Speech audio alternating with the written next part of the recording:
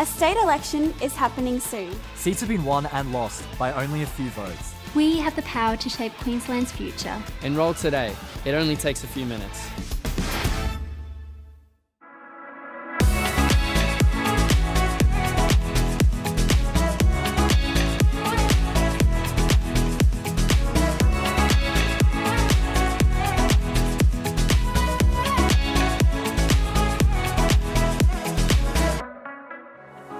Good morning everyone and welcome back to Queensland Votes. This is the Griffith University Queensland State Election 2020 Analysis show.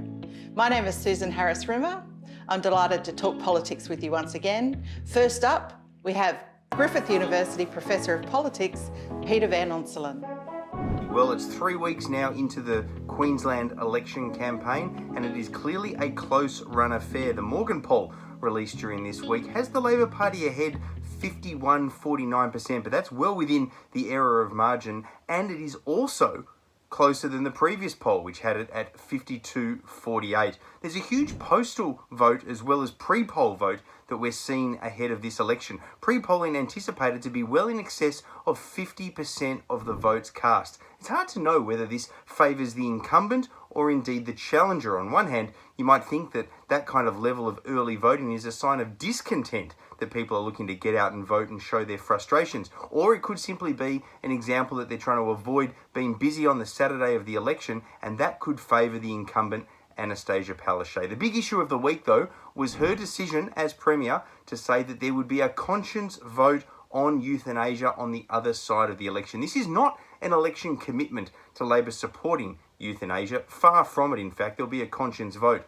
The LNP, they're shying away from confirming what they'll do, saying they'll wait to see what the Law Reform Commission says. The simple fact is this: if there is not a conscience vote on both sides of the parliament, it would likely fail because party solidarity for or against it would therefore tip the balance. So this isn't so much an election commitment as much as it is a commitment to the idea of, in the aftermath of the election, there could well be a free vote on this moral issue in particular. There was an absence of federal MPs on the campaign trail, including the Prime Minister, who had been up in Queensland the week before. That, of course, is because federal parliament was sitting during the course of the week. The election is getting tighter, as I mentioned. We're counting down to polling day. We'll see what the final weeks of the campaign hold before we see whether or not this Labor government gets re-elected for a third term. I'll see you again at the same time next week to discuss exactly who's likely to win on the eve of that election. Thanks, Peter.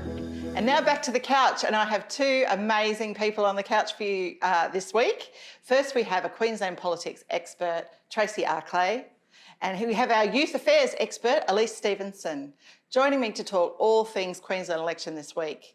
So we heard Peter there talk about how close the polls are, and they are extraordinarily close. Anything could happen. So we saw a few very big and quite controversial announcements this week. Do you want to take us through the youth curfew announcement made in Townsville? Yeah, that's the one that really stands out as the big announcement that I think we should all be really thinking about through this week and going into the election.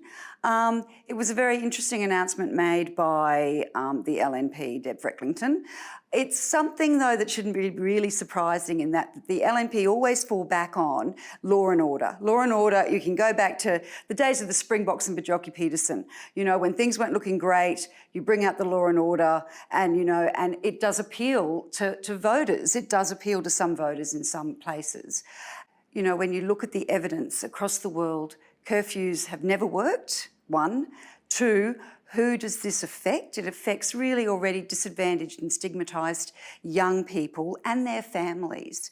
And with the potential of doing so much harm, there's a lot of unintended harmful consequences of this, and I don't think the policy decisions have been really thought through sufficiently. What do you think, Elise? I mean, we saw from Crystal Lockwood, who's a Griffith University criminology expert this week. She says it has issues for race, it has issues for First Nations people, but it also targets youth. What do you think about that? Absolutely. I mean, I think for me, the really disappointing thing was that we haven't really seen that much focus on young people this whole campaign. And when we finally do have a bit of a focus, it's all about locking them up, putting a curfew on, and it's not really about substantive issues that could benefit young people. To me, it's really band-aid solution that actually doesn't tackle, well, what are the root cause issues? You know, if we have a look at youth and underemployment, if we have a look at, education disparities, if we have a look at, well, what's happening with the climate and with young people's futures, I think that this has really been missing from the election. And for young voters, it's very, very disappointing, but it's also really damaging and I think worrying for the future of Queensland too. Completely agree. And just one more thing I'll add, in all the research I've done on young people and how they feel increasingly not listened to, increasingly removed from our political system, they don't believe in democracy. These are exactly the sorts of policies that, that actually do exactly what we are hopeful that isn't done to young people anymore, that we include them and that we also talk to key groups related to them. And it doesn't appear to me as if this policy has dealt with Indigenous elders. It hasn't talked to stakeholders about how there might be better ways of ameliorating what is clearly a problem up in North Queensland at the moment. And as Elise said, not looking at the root causes of why that is and actually thinking about policies that might be able to help lessen that. Well, that's right. I mean, there's also some subtle messages, as you say, around when they're looking at jobs, they're not jobs for young people, they're not the jobs of the future. Just on that, just to note, the other youth policy that came out this week was in social protection, it was in child safety, and it was a similar thing. It was called the No Second Chances policy. Basically, if parents fail a drug test twice, their children are removed. So really definitely in this compliance space this week. Next up, we have Joel Gilmore from Griffith University looking at the top 3 areas to address in energy policy for those who would form the next Queensland government. Over the past 4 years, the east coast of Australia has seen nearly as much investment in energy as in the 20 years before that.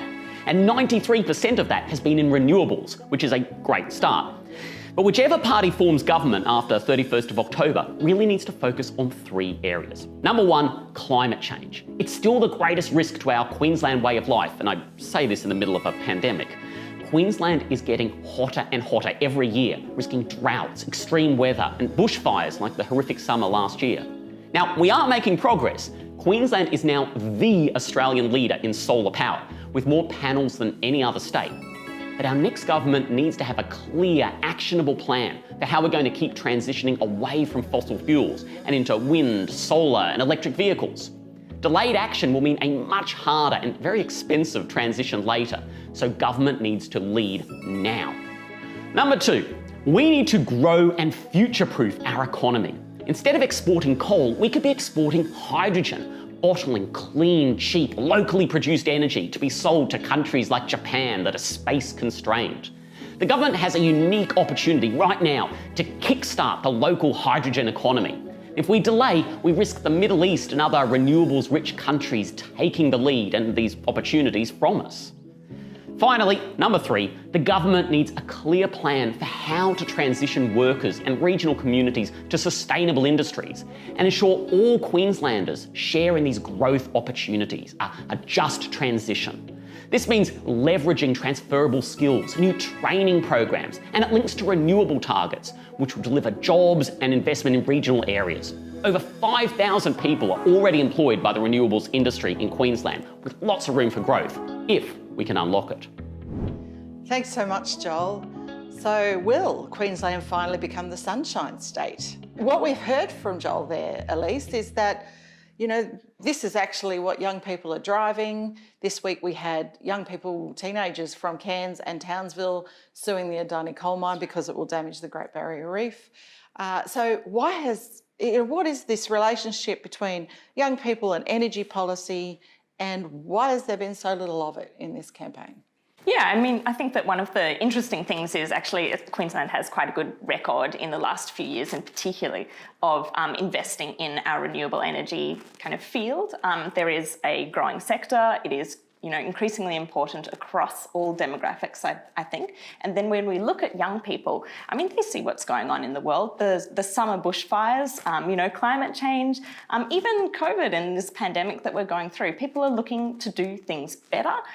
They need to ensure that their futures are somewhat more guaranteed. Yeah. And so I think that young people they want more investment in these industries. And if we have a look at our regional areas where traditionally it's all been, coal and mining and all of these sorts of things, actually there's a really big opportunity to change the narrative there, to help people of all demographics, but particularly looking at our future generation, essentially to adapt to the new jobs that will be offered in this space. And to me, it comes down to governments needing to invest more heavily in science and innovation to provide these opportunities for young people too. That's actually interesting. I was lucky enough to chair the QCOS debate between the Communities Minister and the Shadow Minister this week, and all the discussion was about jobs of the future in terms of social housing. So the community sector is saying, if you're going to go so hard on infrastructure, why can't it be social housing? And they were also talking about a very small pilot to put solar panels on the roofs of social housing, because tenants and people in community housing need energy efficiency more than anybody. So where's that going to come from? And it was a little shocking how small the investment was from both parties in that, retrofitting low-income housing for solar and for other energy efficiencies. That's right. And I actually think that there's a bit of a branding issue. I think that sometimes politics thinks that, Queensland is this great big archaic state and, we're all kind of blokey and we're all about mining and coals, and we've got this kind of attitude of being, a little bit of a tough and rough state. Well, if you look at the election campaign with all the high vis, you'd be, understandable. Right. I wear a hard hat just to yoga. But, I mean, it really ignores the reality, I think. For the most part, Queensland's a highly adaptive, innovative state. I mean, we have to put up with so many natural disasters, let alone anything else. And I think we have proven ourselves to be very resilient and kind of innovative, and there's a lot of potential here, but we're just not seeing it in the campaign. And I think also the fact that people, actual households, are actually putting solar on their roofs. They're not waiting for government, although government subsidies help those things, but they're voting with their pocket, and they're saying, no, we want this. And I think that is a really positive thing. It would be great if both political majors, the parties, actually got on board and really started looking at positive jobs that actually, help our young people, bring in new technologies. To use a slogan from the Peter Beattie era, make Queensland the smart state again, rather than relying on the high-vis, helmet, extractive industries that, we've relied on for, I think, now way too long. Well, we are going into space. So yes. Deb Frecklington did announce quite a lot of space jobs. So I guess that we should acknowledge that. That's true. Jobs in space. When we think about energy policy that considers a just transition to a climate neutral future, we would think the Greens would have good policies in that regard. What do you think about that, Elise? Yeah, absolutely. And we are seeing that the Greens have put forward some really great policies all around renewables, really, solar power, all the rest. For me, the disappointing thing was probably that they committed 23,000 jobs, construction jobs again, rather than, where are maybe some more innovative solutions too. So we're kind of seeing those same patterns too. Green hard hats. When will it end? That's it. The Queensland state election is happening on the 31st of October. If you turn 18 before that date, you'll need to enrol to vote to have your say about Queensland's future. To enrol to vote, visit aec.gov.au. Australia is one of the few countries that uses compulsory preferential voting for our elections. But what is it and how does it work? On your ballot paper, you must rank all the candidates, otherwise your vote won't be counted. Number 1 for your first choice, number 2 for your second choice, and so on. When the votes are tallied, if no candidate obtains more than 50% of first preference votes, then the one with the lowest number of votes is eliminated. The votes for that candidate are then distributed amongst the remaining candidates according to second preferences. If there is still no one with a simple majority, the second last candidate is eliminated and their votes are redistributed as well. This continues until a candidate achieves a majority. The idea is that preferential voting results in an elected candidate who more closely represents the will of the people. So when you're voting, consider how your preferences might flow, as that could have a big impact on who gets elected.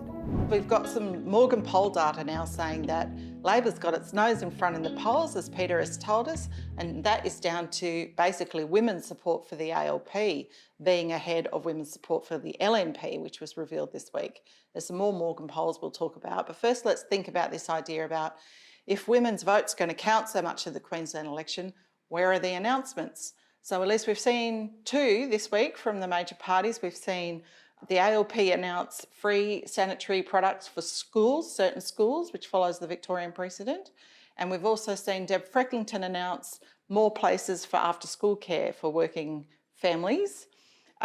Is that enough? Both of the parties too have also come out about domestic violence and coercive control and announcing some really great policies around that. So that is definitely really positive to see. I'd say that the thing that has been really missing from this campaign though, as you know, we were talking about before, this focus on hard hats and high vis, it's kind of all in these industries which we know are male dominated. We know construction and kind of all of these big projects. They're not necessarily... Women drive on roads too. Well, no, you we are learned that right in the federal budget. That's right, exactly. But when we talk about where the jobs are, that, you know, kind of female-dominated sectors or even kind of the sectors that are growing in our economy, there's service industries, they're in education, they're in health, they're in kind of the caring services, and we're not seeing a whole lot of announcements around this, and this is very confounding, because it's good policy making to be able to capture this as such a major and important part of our economy.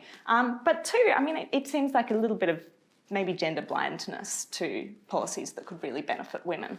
I mean, for me, Tracy, it goes to the point we've got two female leaders for the first time in any Australian jurisdiction, but maybe party machines that are still dominated by men. Look, is that I think, fair? and you know, and the culture of the parties is still very much based on, you know, that has not really been reformed, I don't think, in any great way. I mean, it's great that we've got two female leaders, that's terrific, but, you know, I think there's still a long way to go before we actually start seeing a lot of the people in the backroom party rooms actually thinking about, you know, true equality. And, you know, talking about the jobs, I mean, yeah, you know, there's been an awful lot of talk about the jobs, but it's been in industries that haven't really suffered as much as the industries that are traditionally female dominated have suffered under COVID, you know. So it's been a really interesting, you know, list of priorities, and it hasn't really made a lot of sense to me. I assume that they think it's polling well for them. Some more things this week to try to get the youth vote. Labor announced free places for people under 25 in any TAFE course. But also in that Morgan poll, as we noted, there's an interesting youth statistic that youth do not want the borders opened, which surprised me in great numbers, much greater than the average. It's not so much of a disruption to their life and their kind of future opportunities if they've got to stay at home for a little bit longer. Perhaps they're not as affected in some ways by some of the things that we've seen as part of the pandemic. But when we come down to and we're having a look at kind of the impact on young people's jobs as well as their kind of freedom of mobility and travel and all of those sorts of things, I have a feeling that young Queenslanders just really are valuing the fact that we actually have relative freedom here compared to some of our southern states, and they can probably see it from their family, their friends, you know, that they are actually pretty lucky right now. So I'd say it's a self-preservation. Yeah, because I mean, they're less likely to be physically ill from COVID, but I guess we're seeing in the UK and the US, you know, maybe young people are a bit more international in their outlook as well. You know, they can see the consequences. I know my kids are telling me every day what's going on in the US. But yeah, what do you think about the TAFE announcement? I think it's great. I mean, you know, any assistance given to young people to get more skills, to get more training, I think has to be regarded as a positive thing. I think that, you know, we can't forget what's happening in our university sector though, and, you know, which is another really important, and we know that people, the statistics are there, people that have higher education actually get better jobs, longer lasting jobs, higher paying jobs. And, you know, that sector seems to be completely forgotten. It's definitely very on brand for the Premier. She's always been a very strong supporter of vocational education. We're going to come to the couch for their final thoughts. Tracy?